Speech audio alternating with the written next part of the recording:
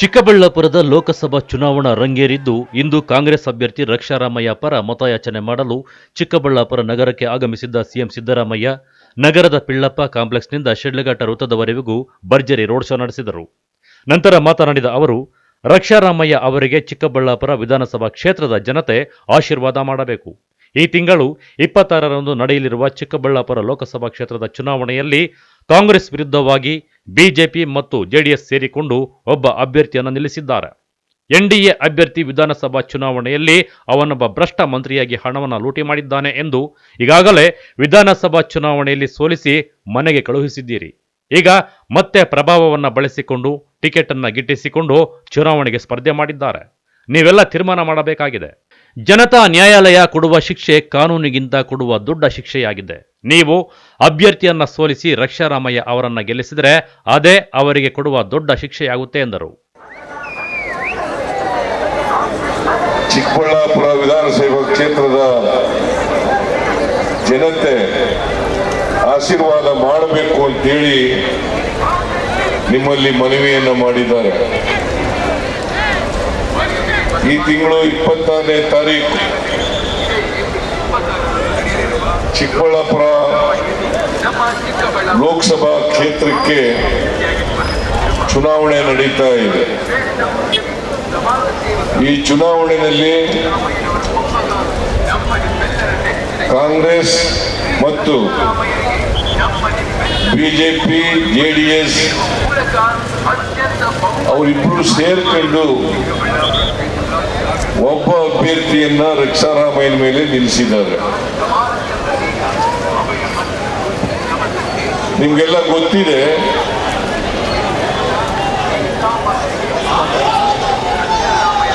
NDA ಅಭ್ಯರ್ಥಿ ಕಳೆದ ವಿಧಾನಸಭಾ ಚುನಾವಣೆಯಲ್ಲಿ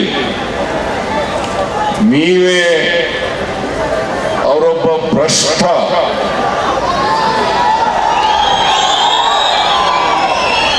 ಮಂತ್ರಿಯಾಗಿ ಬಹಳಷ್ಟು ಹಣವನ್ನು ಲೂಟಿ ಹೊಡೆದಿದ್ದಾರೆ ಅಂತೇಳಿ ಸೋಲಿಸಿ ಮನೆಗೆ ಕಳಿಸಿದ್ದೀರಿ. ಈಗ ಮತ್ತೆ ಇನ್ಫ್ಲೂಯೆನ್ಸ್ ಮಾಡಿ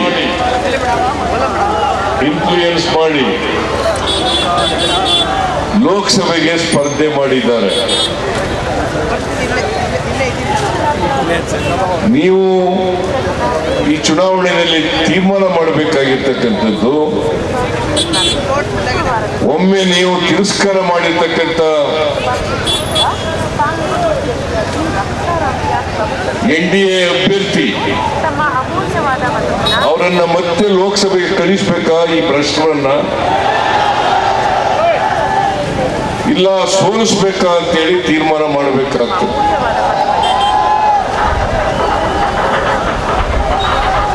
ಇವರು ಆರೋಗ್ಯ ಸಚಿವರಾಗಿದ್ದಾಗ ಕರ್ನಾಟಕ ರಾಜ್ಯದಲ್ಲಿ ಬಹಳಷ್ಟು ಭ್ರಷ್ಟಾಚಾರವನ್ನ ಮಾಡಿದ್ದಾರೆ. ಇವರ ಭ್ರಷ್ಟಾಚಾರದ ಬಗ್ಗೆ ಒಂದು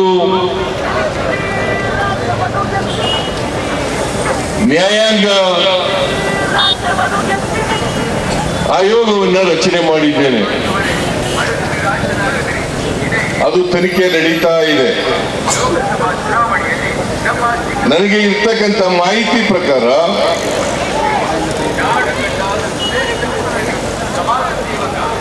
ಎನ್ಡಿಎ ಅಭ್ಯರ್ಥಿ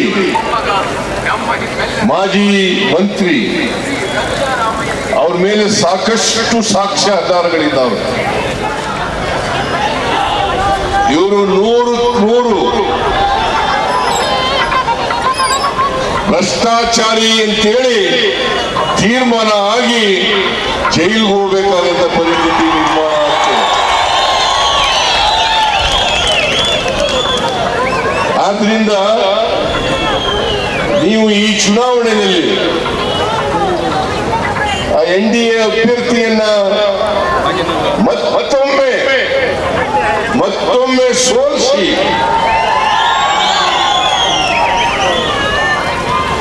ನೀವು, ಇದು ಜನತಾ ನ್ಯಾಯಾಲಯ, ಈ ಜನತಾ ನ್ಯಾಯಾಲಯ ನೀವು ಕೊಡ್ತಕ್ಕಂಥ ಶಿಕ್ಷೆ ಇದೆಯಲ್ಲ, ಅದು ಕಾನೂನು ರೀತಿಯ ಕೊಡ್ತಕ್ಕಂಥ ಶಿಕ್ಷೆಗಿಂತ ಜಾಸ್ತಿ ಅಂತಕ್ಕಂಥದನ್ನ ತಿಳ್ಕೋಬೇಕಾಗ್ತದೆ. ಅದಕ್ಕೋಸ್ಕರ ನೀವು ಕೊಡ್ತಕ್ಕಂಥ ಶಿಕ್ಷೆ ಏನಪ್ಪಾ ಅಂತಂದ್ರೆ, NDA ಅಭ್ಯರ್ಥಿಯನ್ನ ಸೋಲಿಸಿ ರಕ್ಷಾರಾಮಯ್ಯನವರನ್ನ ಗೆಲ್ಲಿಸಿದ್ರೆ ಅದೇ ದೊಡ್ಡ ಶಿಕ್ಷೆ ಆಗ್ತದೆ.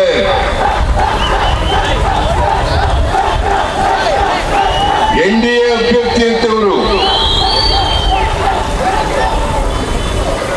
ಭ್ರಷ್ಟರು,